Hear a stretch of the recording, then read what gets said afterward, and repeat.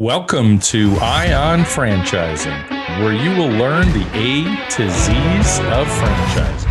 Hello. Welcome to Ion Franchising. I am your host, Lance Graulich. Today we have another just fantastic episode, the warm-up that we just completed. I'm already exhausted. This is going to be a great one. So from the front offices of professional baseball, professional hockey, all right, I'll tell you what it is. The Angels to the LA Kings. This guy entered the world of franchising, and after that, we'll hear this story from VP of Development to CEO. He hails from the beach in Southern California, and he is bomb AF. I can't say that because this is a family show. At least I like to think it is. So welcome to the show, Chris Wyland. Thanks, Lance. Appreciate it. Thanks for having me. This is awesome. You got your lucky LA Dodger hat on. So Chris, today we're going to talk about roll 'em up taquitos, and this is going to be exciting, and might even talk about some cookies as well. But Chris, give us your backstory. How did Chris Wyland get to this crazy stage of your life? How'd you get into franchising and all that wonderful stuff? Yeah, appreciate that. So you mentioned the baseball, hockey career. So as a football player, come out of college, my dream was to play on Sundays. When I realized that wasn't going to happen, the next best thing was to hopefully, work in professional sports. So, went to work for the Angels, cut my teeth on corporate sponsorships, season tickets. I mean, you name it, selling pretty much anything under the sun. Went from there to Los Angeles Kings as their director of group marketing, and really kind of caught the franchising bug, just by accident. I realized that, wasn't going to make a ton of money in professional sports until you get to a certain level, and, didn't really want to put in that time. And so, a friend of mine that I'd met, it was a franchise consultant. He kind of took me under his wing with his group, and we, developed and sold everything from fitness franchises to food franchises and everything, in between. And so Chris, wait, I got to stop you. So this friend that introduced you to the world of franchising, what was your initial reaction? Because I always love hearing the stories when people get into franchising, because most people don't go to college and say, I want to buy a franchise or I want to work in franchising. So what was that first reaction? Like, did you think of McDonald's? Well, professional sports is franchise as well, but just in a different way. Good point. Good point. So for me, when I heard, I guess, the word franchising, the first thing that you came to mind was just more systems and processes of McDonald's, and obviously some of the bigger brands that are out there. But what really interested me was that kind of one-on-one with taking maybe someone that had never owned a business before and kind of walking them through that process, and hopefully in the end you make them successful. So that was kind of one of the main interests initially, and then once we got into it, just the diversity of working with different brands and seeing good ones do well and bad ones not do well. Right. So there's both sides of the fence. Isn't there an easy way to determine what a bad brand is? I mean, for you, of course, by now. Yeah, of course. I mean, there's plenty of reasons out there. So why do people get involved with bad brands? Well, I think good salespeople. I mean, there's a lot of reasons. The lure of money. I think that people may get into it for the wrong reasons. I think it's really important to have passion, for the brand. And I think that if anything, people aren't doing enough research to really look into the background systems, processes to make sure everything was put in place to make them successful in the first place. Yeah. Yeah. And my favorite step in deciding if a franchise is right for somebody, and obviously as a franchise broker consultant, I help people for free find their perfect business.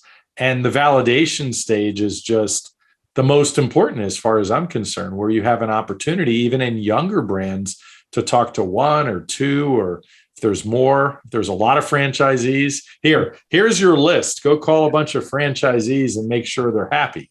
Yeah, and I think that's what makes people, I feel like as a brand, if you can literally give your entire list over and say, I don't care who you call, you start at the top, start at the bottom, you go through them at your own time. I think that's what we should all strive for. Yeah. Yeah. So let's talk food. Let's talk taquitos. How did this whole thing come about? I know you got into franchising. Throw out some of the brands that you worked with over the years before you started rolling them up. Yeah, so most recently, Slim Chickens, the brand out of the South, a ton of great work. Worked with Sam Rothschild there. I've been fortunate to have some great mentors and people that I've worked for. David Bloom, Bruce Evans over at Capriotti Sandwich Shops and Wing Zone. I've done some work with Fit Body Boot Camp, so I've been on the fitness side of it as well. A little bit of everything, but the story here, Ryan and I kind of met by accident. Ryan Usray is the founder and CEO of Roll 'em Up. Ryan had this great dream. His mom would make taquitos for the family, big events. She would do 200-300 at a time, and they'd be gone in minutes. And so they would just kid around and say, "Hey, Mom, you should open your own taquito joint." And at that time, Ryan was in the apparel industry, had never owned a restaurant before, but he had a branding background. And he really started putting kind of the branding and the recipes and everything together, years before he opened the first restaurant. Unfortunately, his mom passed away. She had a heart attack about 5 years ago. So him and his dad said, "Hey, how do we really push Mom's, her idea forward?" So, he found this location. It was a converted Starbucks in Chino Hills, really in a sleepy center. I think you and I and anybody that has anything to do with franchising would have talked him out of it just because of where it was at and just didn't check the boxes off that we would normally check off. But, the story he tells, it was really the only landlord that was leased to him. He had no restaurant experience. It was a brand new brand. And he moved his family in across the street. Him and his wife, they just worked in the restaurant for a year, made every mistake you can make, rebuilt the thing twice, I think, with two different general contractors.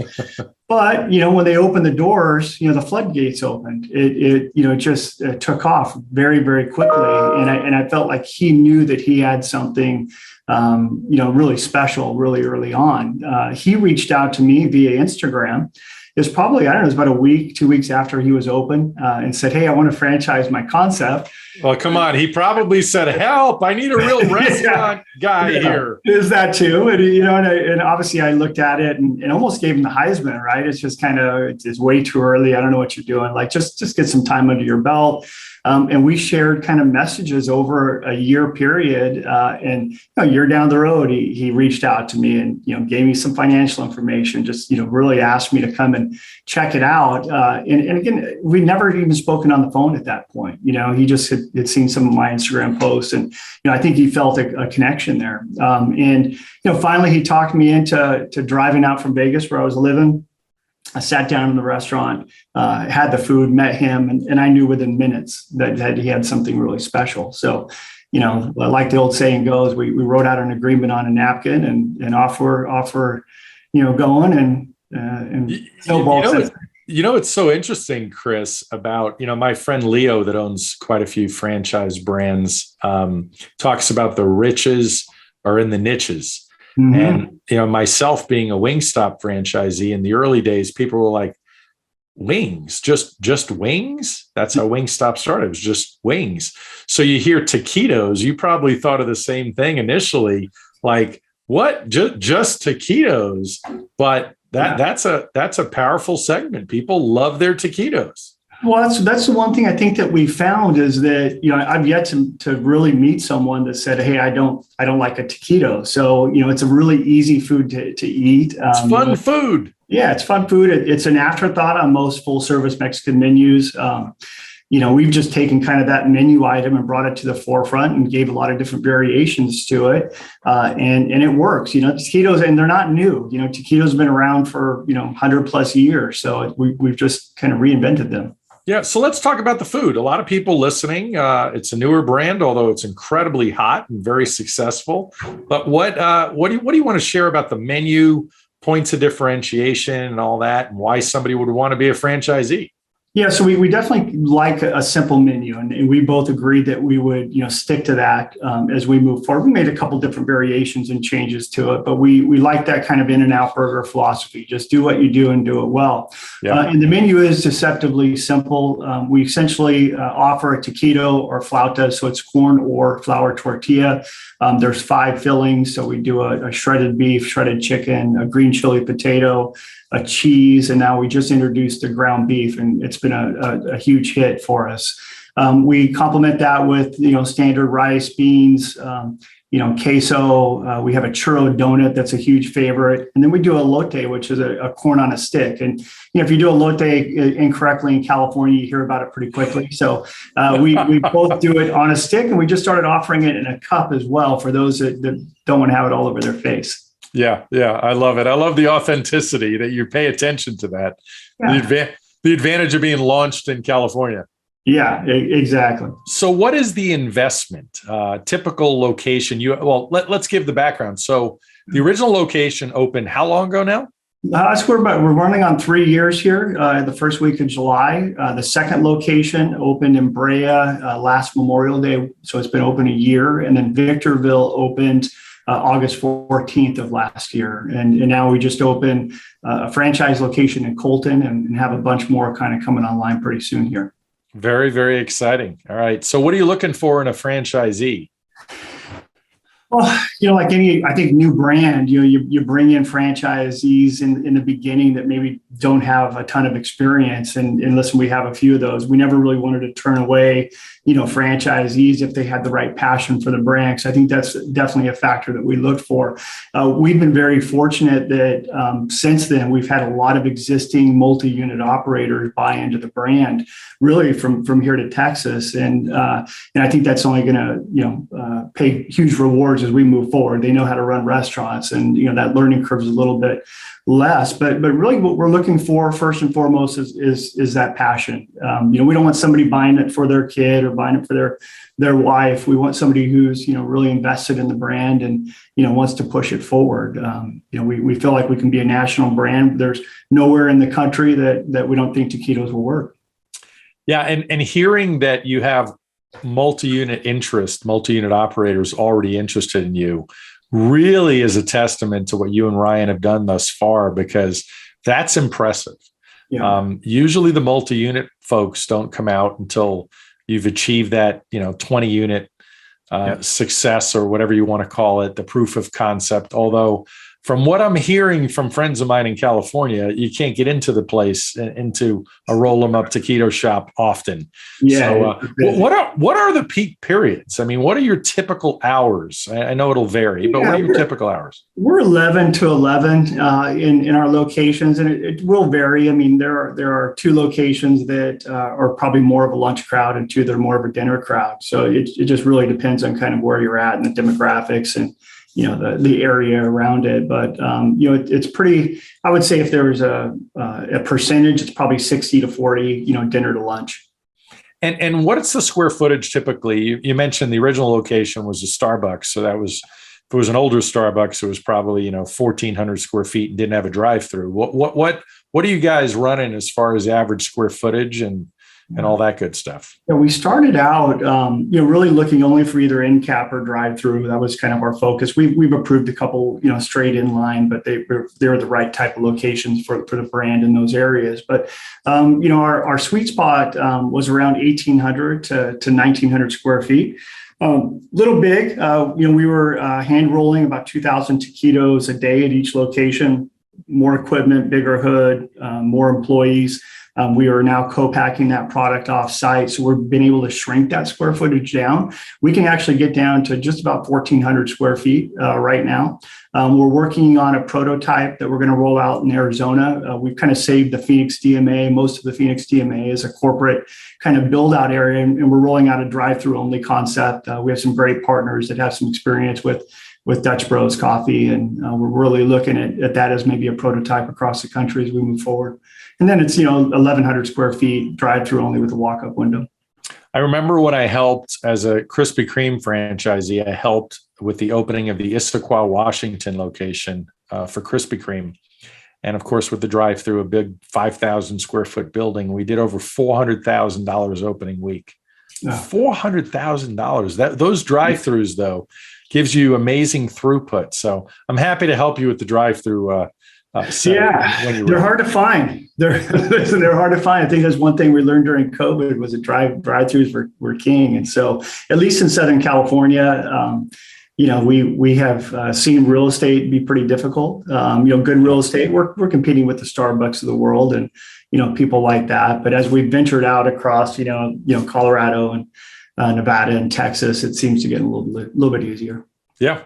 So we were talking about franchisees a little while ago. So you don't necessarily need restaurant experience, although it's always preferred that you have a little bit of experience in this type of venture. But you're doing single unit deals, multi-unit deals. What's the plan? Yeah, so everything that we've done thus far has been a multi-unit deal. Minimum has been 3, but we would do a single unit deal. We just haven't, come across, that opportunity with the right, franchisee at this point. That's awesome. Yeah, I really feel, again, Ryan and I both agreed that, 2 things. One, we were going to find franchisees that fit us and not the other way around. And so we want to make sure there is a good fit for both sides. And we also didn't want to turn away people that we felt could be good franchisees. If we truly believe in our systems, our processes, our training, real estate design, construction, opening, marketing, everything else, then I think we should feel good about bringing somebody in that maybe doesn't have that experience. As long as you have good business experience and, bring and can check off some of those other boxes, then I'd say let's do it.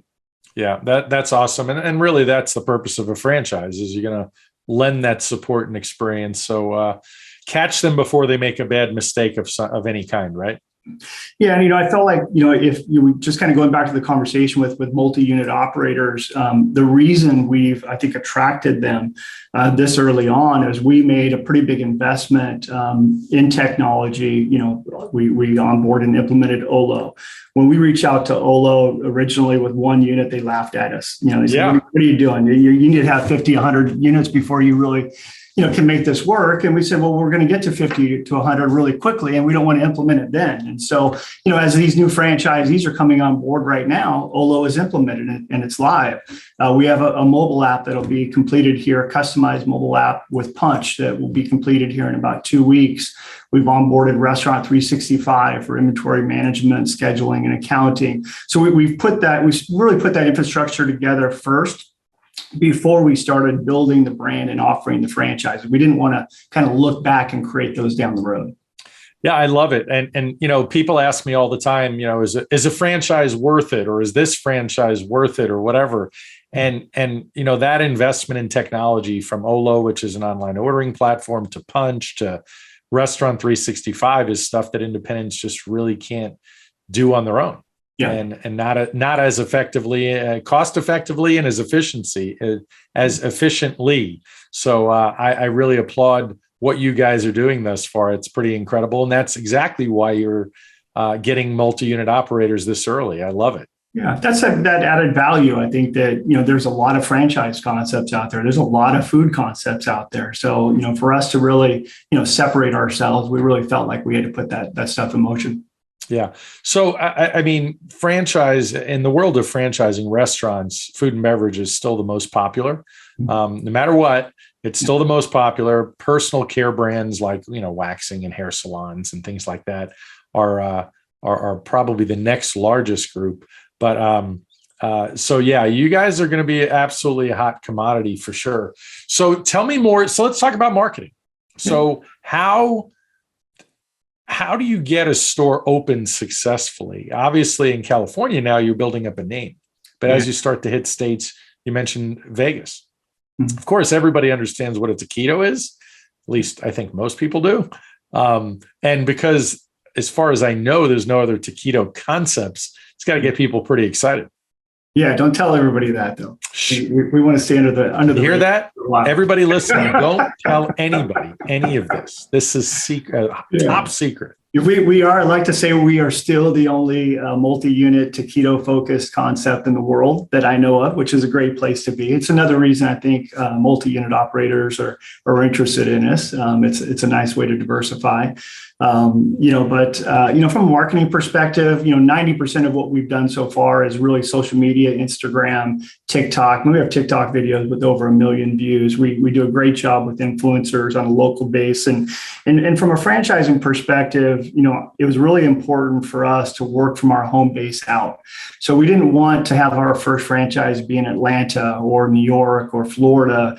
Supply chain, marketing, just all of what we just kind of discussed. It's very difficult to make them successful. So, we worked out, really from our home base out. So, initially we sold San Bernardino County, Riverside County, Orange County, parts of LA County, Ventura County, and then we kind of moved into Nevada, and then we moved a little bit further, into Colorado, Texas, and that's really about as far as we went. The idea now is to kind of close the loop in between here and there, and what that's going to allow us to do is use those marketing dollars, in a smart way. I really believe in the digital marketing side of this. I think a lot of just long-term restaurant brands are not great at digital marketing. They're typically outsourcing that to agencies that are working 10 hours a week on their brands. And so we brought that all in-house. We can kind of control that. So the retargeting, whether it's Facebook, Google AdWords, there's a lot of digital that we can do to kind of build the brand. Now, luckily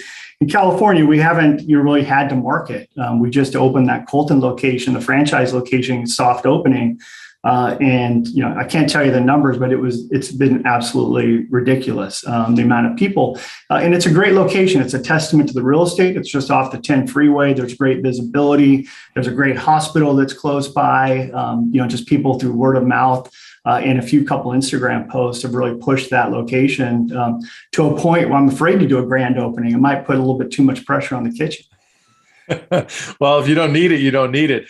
That, I've had plenty of people ask me over the years, well, how do you know how well it's going to do? And I said, well, you never really know because you're now running it. Like if you're the franchisee, you might be different than another franchisee. Obviously, everybody's a little different.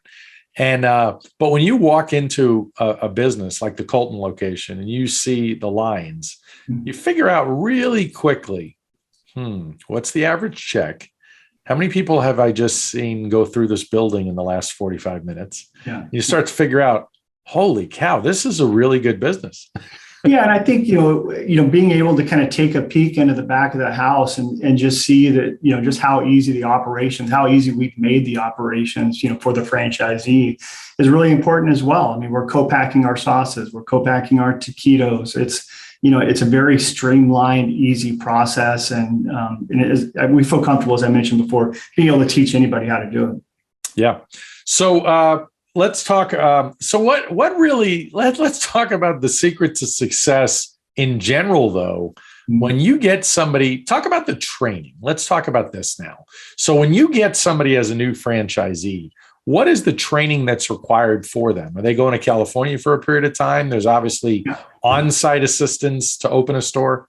Yep, yeah, both. So they're going to come here for at least 3 weeks minimum. Each group's probably going to be a little bit different. So they'll be in Southern California training for 3 weeks. And then as they get closer to the grand opening, we'll send our training teams out, for a week to 10 days. Before and after to assist them. We've already started putting franchise business coaches together to work regionally with a certain amount of franchisees as well. Training, again, I feel like it's depending on whether they're multi-unit, whether they have a ton of experience in the restaurant industry or, brand new. Each one you have to train a little bit differently. So a lot of our focus has been, building out those training teams, putting that infrastructure together, knowing that we're going to have, 20 plus locations open this year, moving into next year, that's 50. And that only compounds over time based on what our development already is. So, we have to be out in front of it. That's awesome. So average investment so far, I know California is an expensive place to do business, but, on average, what has it been to open a location? Yeah, so obviously we have the experience of our existing locations and everything that's being currently built. I would say just as an average, 400 to 450,000 all in. Before TI is kind of the number we've settled at. It can be a little bit more expensive, obviously, if it's a standalone drive-through or something like that. But just a standard kind of build-out prototype from, let's say, a gray shell, 400 to 450,000 is what we're looking at. Now, for us, we're actively looking for conversion, second generation opportunities. That Victorville location, that location, I think all in, it was a Cafe Rio that closed down. It's right off the freeway on the way to Vegas.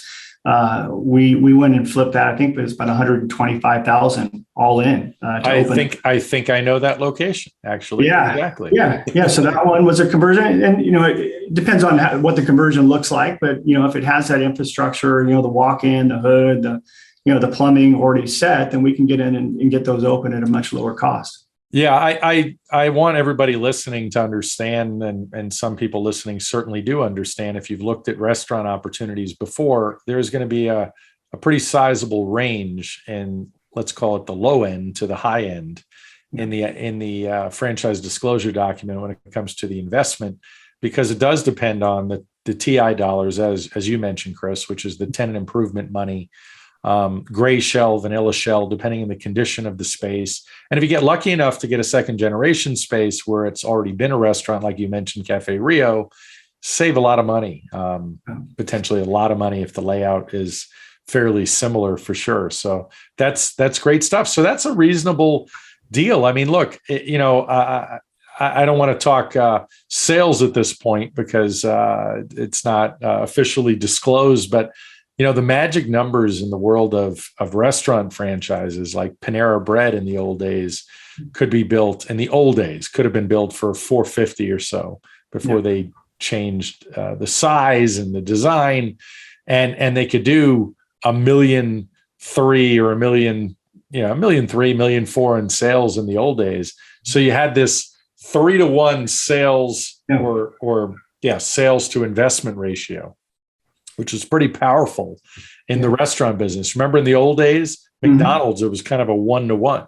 Got $1 million to open, you do $1 million in sales. So I think people listening can figure out pretty quickly when they visit your locations that you guys are doing really, really well. So I'm excited. I'm excited to see your amazing growth trajectory in the very near future. Yeah, we're big proponents of ROI.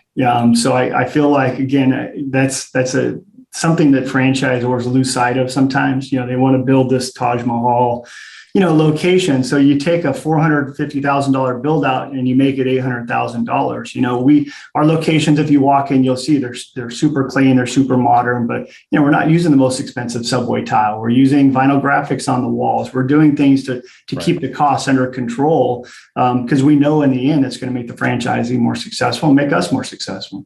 Yeah.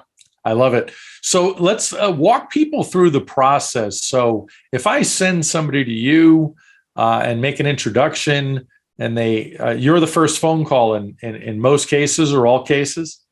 Yeah, there's a couple of people that work in the office, but for the most part, in the first week, I'm going to have a one-on-one conversation, and that kind of goes back to what we were talking about before. Is we want to make sure there's a good fit, for both sides, and we have formal discovery days, but we are a very informal company. If you catch me in pants, during the week, that's pretty impressive. Typically, people are wearing pants now with Zooms.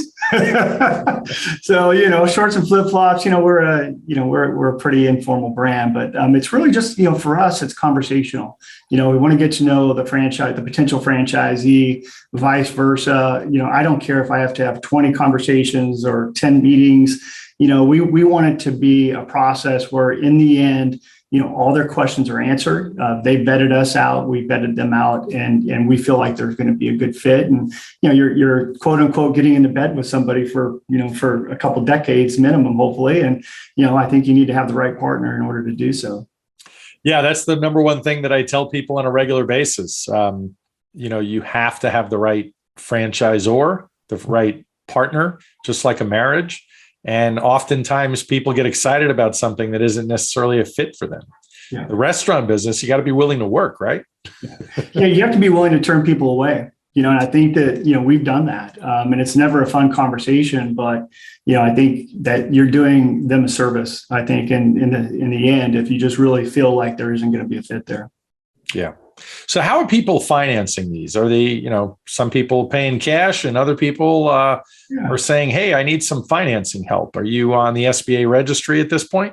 We are. So SBA registry, we've had a couple of franchisees that have went through that process. That's been, I guess, as far as a funding opportunity, that's number one. Most of our franchisees, have self-funded, the brand so far, but I'm sure we'll look to debt financing and things like that as they scale. But SBA has been a good resource for us for sure. Yeah.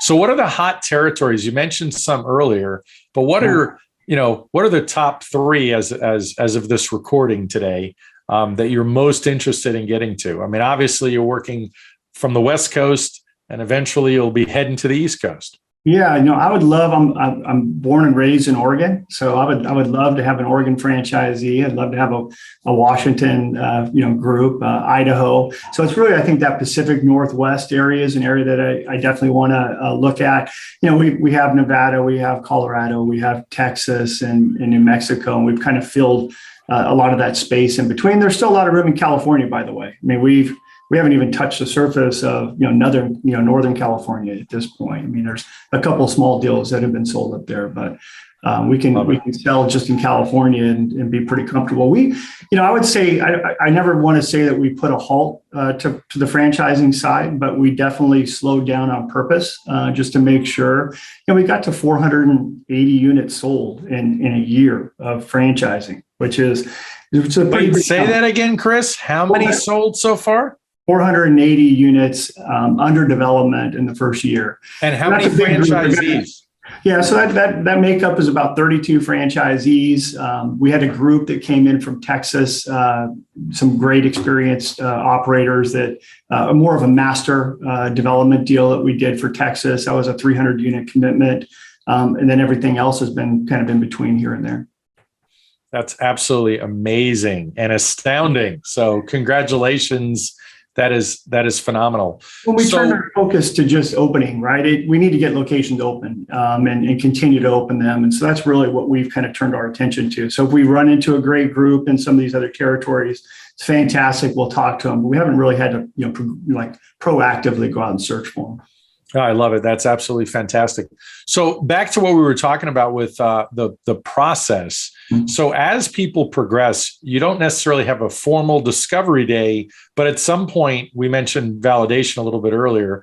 At some point, as you continue to add franchisees, how would validation go for those people that, obviously anybody can walk in a store, they can talk to you, they can talk to Ryan eventually when they're in the process, so they can see it's a hot brand and there's demand. People are loving the product. They can read reviews online, but do they have an opportunity to talk to existing franchisees at some point? Yeah, I think it's the most important part of the process, to be honest with you. We can talk all day long, but until you've actually talked to somebody that's been through it, that can talk about real estate and design and construction and marketing and grand opening and, that support process. I think that, for us, our goal from day one was to be able to hand someone a list and say, call any franchisee that you want. They're going to say great things about the brand and, they're going to be a great advocate for the brand. So, I think, again, it's the most important part of the process. I'm happy to do it at any point, whether they're open or not. Obviously, they're all in different stages of that as they go through it. Well, Chris, this has been amazing. Any final words of wisdom or any thoughts or things we did not cover? Do you want to talk about cookies? You want to mention Bomb AF, the parent company, and cookies and other things you got on the horizon? Yeah, so Ryan and I, we formed Bomb AF Brands really as a franchise development group, taking kind of my experience and his branding and really getting together with some of these smaller brands that may want to franchise their concepts as well. And the first one that came forward with it was a cookie concept called the Cookie Plug. So we franchised that officially a little over a month ago. We could probably do a whole nother segment just on that brand itself. Absolutely. But it's small footprint, easy operations, co-pack product, 1 to 2 employees per shift. Great numbers. Of course, there's 24 locations open right now of that brand, and about 65 units that have been sold in the franchising side. So we're really excited about that. We'll continue to talk to other kind of brands. Again, we want it to fit the vibe. That one in particular it's very LA street art, graffiti. They play hip hop in the locations. We're a Mexican brand that plays reggae. So, we want it to fit, I think, that same type of a vibe as we move forward. But we're excited about it. It sounds like it's got to be fun. Customers, it's about the customer experience for sure. Yeah, if you watch the Super Bowl halftime show this year with the '90s, 90s hip hop, all those guys, Snoop, that's the vibe of the Cookie Plug. You have a Snoop cookie, don't you? We do, the Snooperdoodle. It's not named after him, though. No, I know, of course. That would be a trademark infringement. Named after our dog. Yep. No, Chris, this has been absolutely fantastic. I appreciate you spending some time with me, and look forward to assisting you with your amazing success, getting you some more franchisees. Yeah, I appreciate the time, Lance. You got it. Talk to you soon. Take care. Sounds good. Thank you very much for listening today. Please like, follow, and subscribe. This is Lance Graulich. Until next time.